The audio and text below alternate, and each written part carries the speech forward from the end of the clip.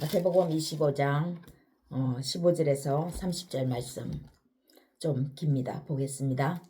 각각 그 재능대로 한 사람에게는 금 5달란트를, 한 사람에게는 2달란트를, 한 사람에게는 1달란트를 주고 떠났더니 5달란트 받은 자는 바로 가서 그것으로 장사하여 또 5달란트를 남기고 2달란트 받은 자도 그같이 하여 또 2달란트를 남겼으되 1달란트 받은 자는 가서 땅을 파고 그 주인의 돈을 감춰 두었더니 오랜 후에 그 종들의 주인이 돌아와 그들과 결산할세 5달란트 받았던 자는 5달란트를 더 가지고 와서 이르되 주인이여 내게 5달란트를 주셨는데 보소서 내가 또 5달란트를 남겼나이다. 그 주인이 이르되 잘하였도다. 착하고 충성된 종아, 내가 적은 일에 충성하였으며 내가 많은 것을 내게 맡기리니 내 주인의 즐거움에 참여할지어다 하고 2달란트 받았던 자도 와서 이르되 주인이여 내게 2달란트를 주셨는데 보소서 내가 또 2달란트를 남겼나이다.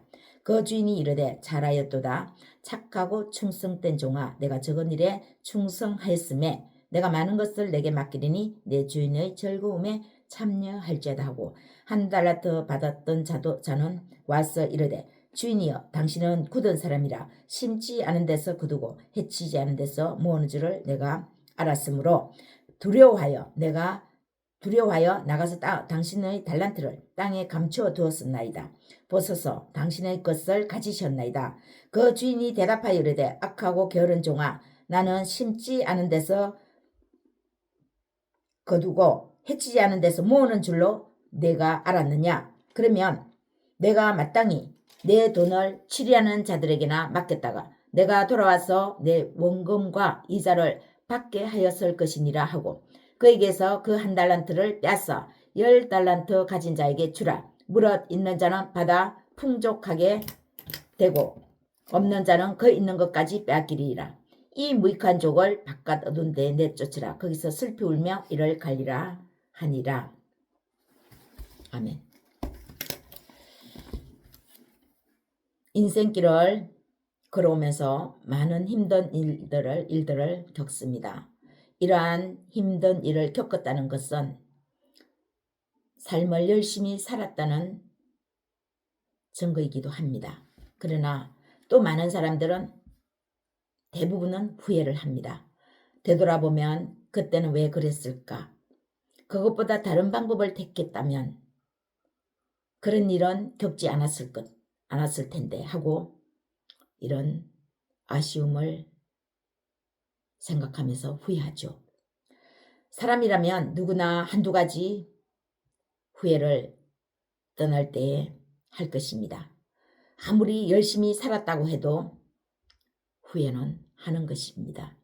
합니다. 그것은 먼저는 인간이 완벽한 존재가 아니기 때문에 완벽한 삶을 살지 못함으로 후회를 하는 것이고요.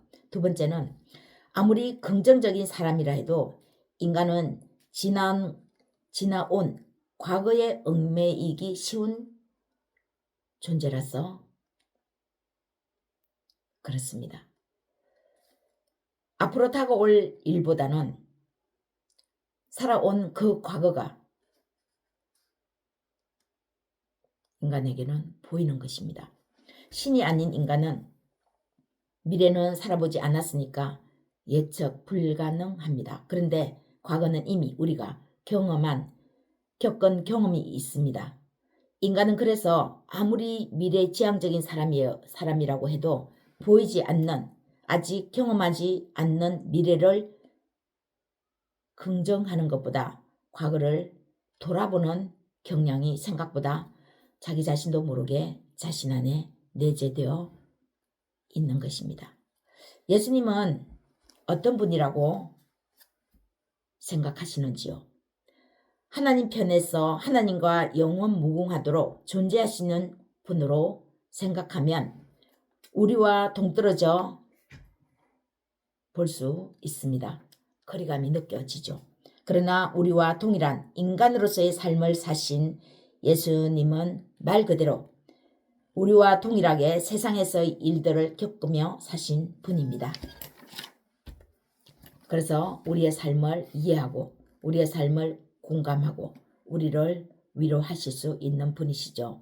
그래서 누구보다 삶의 중요성, 삶을 어떻게 사느냐의 기준을 두시면서 삶을 역동적으로 사신 분입니다. 시간의 한계, 공간의 한계를 갖고 살아야 할 인간에게 가장 중요한 것은 주어진 시간의 한계를 조금이라도 후회를 덜 하는 그런 방법으로 될 수 있는 한, 할 수 있는 한 소중한 시간을 가장 효율적이고도 능력 있는 삶을 사신 분이었고 우리에게도 우리 인간이 그렇게 살기를 원하시는 것입니다. 우리는 삶을 어떤 기준에 두고 살아갑니까? 돈을 많이 벌어서 다른 사람보다 빨리 성공해야겠다는 것이 우선적인 목표입니까?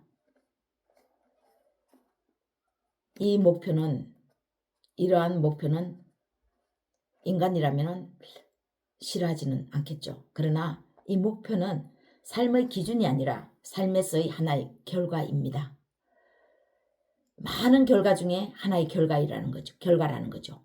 삶을 어떻게 살았는데 다른 사람보다는 더 많은 경제적 부가 생겼네 하는 것입니다. 삶의 기준은 어떤 결과를 얻어야겠다는 것보다는 어떤 삶을 살아야겠다는 것입니다. 무엇을 위해서 사느냐보다는 왜 살아야 하는지의 삶의 방식인 것이죠. 무엇을 위해서 사느냐의 이 목표가 기준이면 돈을 많이 벌어서 다른 사람보다 빨리 성공해야지 하는 목표가 되겠죠. 그러나 왜 살아야 하는지의 삶의 방식이 기준이면 소유에다가 목표를 두지 않습니다. 소유의 방식이 아닌 가치 기준의 방식입니다. 우리의 삶의 목표가 소유가 아니라 가치에 둔다는 것입니다. 예수님의 달란트 비유는 우리가 삶을 어떻게 대해야 하는지, 왜 살아야 하는지를 말씀하시는 내용이라고 할 수 있습니다. 자칫 달란트를 사용으로 더 많은 달란트를 남기는 것을 보고 우리는 소유의 목적을 둘 수 있습니다. 상식으로도 우리는 하나님은 그런 분이 아니라는 것을 알 수 있습니다. 상식적으로 상식이 있는 사람이면 하나님이 설마 더 많이 소유해라, 더 많이 가지라 이런 분이라고 생각하겠습니까? 다른 사람보다 더 많은 이익을 남겨서 많이 소유하라고 하시는 분은 아니라는 것을 우리는 적어도 알고 있습니다. 달란트의 이 비유는 삶에서의 책임의 문제입니다. 조금 더 나아가서는 능력의 문제입니다.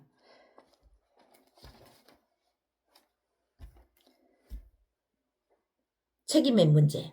삶은 책임이다. 삶은 능력이다. 능력이어야 계속 앞으로 나아가는 거죠. 앞으로 나아가는데 뭔가 손에 들어오지 않고 잡히지 않으면 살 수 있겠습니까? 주저앉지 않겠습니까?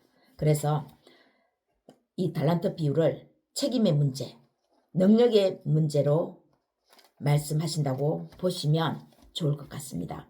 우리는 세상에 나올 때 아무것도 가지고 오지 않았습니다. 빈손으로 왔다가 빈손으로 돌아갑니다. 다시 말하면 우리의 것은 처음부터 없었고 갈 때도 우리의 것은 아무것도 없다는 것입니다.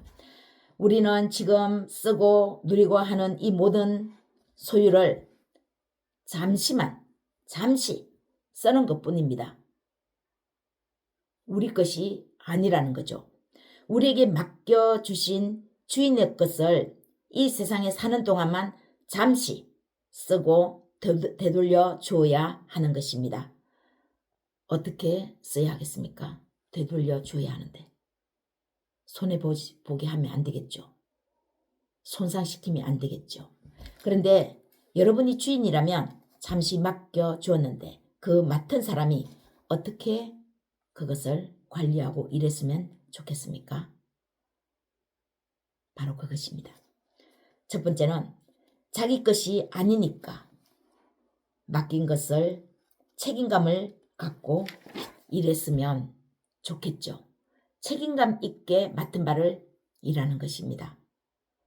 어떤 일이든 주인이 맡겼다고 생각하고 그 맡긴 것을 내 것이 아니니까 주인의 것이니까 잘 쓰고 돌려줘야 한다는 책임, 그 책임감을 인식하는 거죠. 책임 있게 일하는 것입니다. 주인이 맡겼는데 그 주인의 것을 잘 쓰고 돌려줘야 한다는 그 책임, 그 책임감을 갖는 것이 먼저는 중요합니다. 주인은 자기가 맡긴 일을 그렇게 대하는 사람을 보고 기뻐할 것입니다. 두 번째는 능력 있게 일하는 것입니다. 주인이 맡겼는데 원래 그대로 두고 더 이상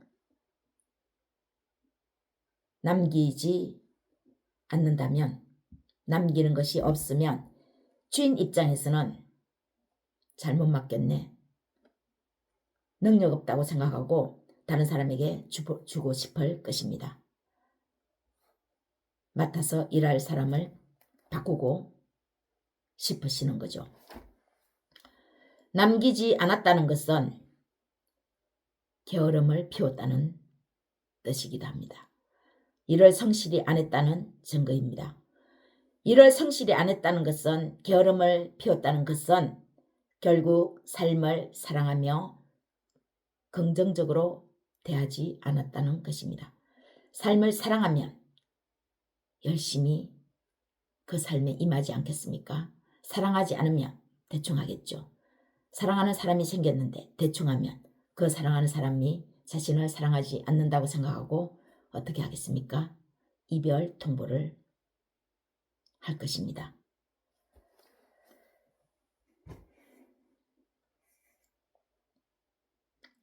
자신이 가지고 있는 역량으로 최선을 다하는 것이 능력 있게 삶을 사는 것입니다. 능력 있게 대하는 것입니다.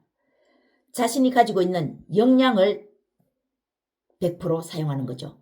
내가 가지고 있지 않는 것을 능력 있게 사용하는 것은, 그것은 능력이 아니라 도둑질을 하는 것이 아니겠습니까? 그런데 나에게 주어진 그 역량을 100% 활용하는 것은 능력 있게 삶을 사는 것입니다.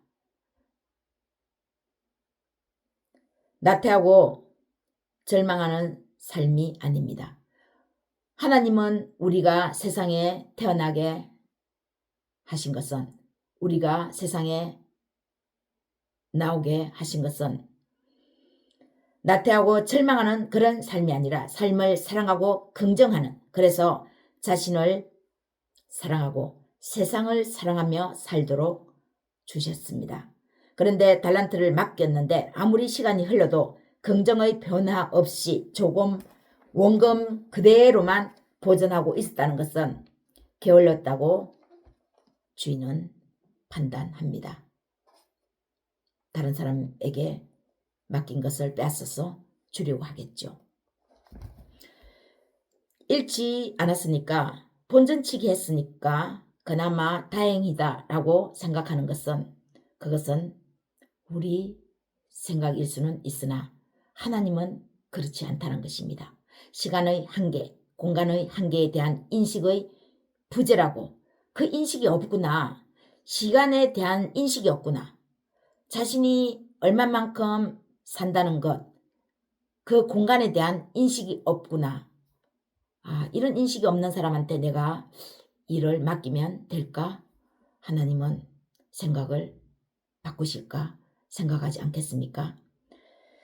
그리고 세 번째는 소중히 여기고 그 일을 대하는 방식입니다. 내가 맡겼는데 소중히 갈고 닦는 사람을 보면 더 맡기고 싶은 마음이 듭니다. 그런데 맡겼는데 귀중하게 여기지도 않고 어디다가 한쪽 구석에 내팽개쳐두고 그것이 있는지도 모르고 소중히 여기지 않으면, 내가 주인으로서 맡겼다면 그런 사람이 그렇게 대하면 뺏어오고 싶죠. 좀 소중히 여기는 사람한테 다시 맡기고 싶겠죠. 하나님이 바로 우리 삶을 보시는, 우리가 삶을 대하는 방식도 하나님이 그렇게 보시는 것입니다. 소중히 여기는 것, 삶을. 우리는 많은 시간이 있다고 생각할 수 있습니다. 그러나 시간은 우리가 알 수 없습니다. 우리는 시간을 인식해야 합니다. 공간의 한계에 있다는 것도 인식해야 합니다. 이곳은 영원히 존재하지 않는 공간이라는 것을 인식해야 합니다. 그래야 삶을 소중히 여기고 귀하게 여기죠. 내일 무슨 일이 있을지 아무도 모르는 것처럼 우리에게 주어진 시간이 얼마만큼인지 우리는 가늠할 수 없습니다. 그래서 우리는 삶을 대하는 방식을 좀 역동적으로 생각할 필요가 있습니다. 어떻게 역동적으로요? 내일 죽을 수도 있다는 생각입니다. 그러면 오늘 어떻게 나에게 주어진 시간을 대하겠습니까? 오늘밖에 없다고 가정하면 오늘의 시간을, 이 시간을 어떻게 쓰겠습니까? 역동적이죠. 죽을 만큼 삶을 사랑하는 것입니다. 자살하려다가 실패해가지고 살아났을 때 그 먼저 본인이 삶을 어떻게 살아야 되겠는지를 알겠지만 주변 사람들도 조언하죠. 죽으려고 생각하는 그만큼 삶을 사랑하면 안 되겠니? 라고요. 죽을 만큼 삶을 사랑하는 것입니다. 오늘이 마지막일지도 모르는 생각으로 삶을 대하는 것이죠. 여러분, 재능은 각자 다릅니다. 5달란트, 2달란트, 1달란트를 받은 각각의 사람이 등장하는데 그들의 달란트 개수를 책망하지 않습니다. 많은 5달란트를 받은 사람과 2달란트를 받은 사람, 1달란트를 받은 사람을 각각 비교하면서 너는 왜 그랬니? 이렇게 말씀하시지 않는 것입니다. 그들이 가지고 있는 달란트 개수만큼 그 능력대로 삶을 살았는지를, 그렇게 또 살고 있는지를 책망하고 칭찬합니다.